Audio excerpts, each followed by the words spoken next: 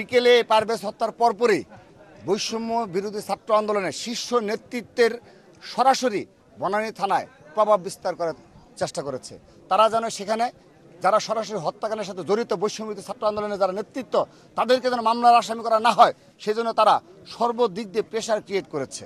এগুলো আপনারা দেখেছেন। পরবর্তীতে রাতে তারা যে প্রেস কনফারেন্স করলো, এটি আমি তাদের নেতৃত্বের ইমেচুরিটি মনে করব এবং তারা নেতৃত্বের ব্যর্থতা হিসেবে আমরা দেখব যে তারা সরাসরি অস্বীকার করেছে এবং তারা বলেছে উদ্দেশ্য প্রণোদিতভাবে নাকি আমরা এই বৈষম্যবিরোধী ছাত্র তাদের নেতাদের জড়িত করেছি, অভিযোগ করেছি আমরা। কিন্তু পরবর্তীতে যখন সিসি ক্যামেরা ফুটেজ পাবলিশড হলো, তারপরে যখন দেখা গেল যে হ্যাঁ, এই বৈষম্য বিরোধী ছাত্র আন্দোলনের বিশেষ করে 2 জন সরাসরি জড়িত এবং আর বেশ কয়েকজন আশেপাশে ছিল, তখন তারা এরপর থেকে তাদের কোনো স্টেটমেন্ট নেই।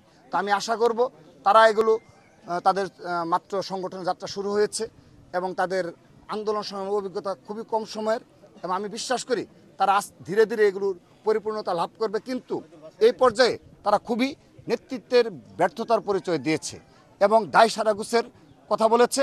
এবং আমি আশা করছি একটি হত্যাকাণ্ড নিয়ে এ ধরনের মিথ্যাচার করা, এটি কিন্তু ধীরে ধীরে সাধারণ শিক্ষিতা পুরোপুরি তাদের উপর যে সামান্যতম আস্থা রয়েছে, সে আস্থার সংকট দেখা দেবে।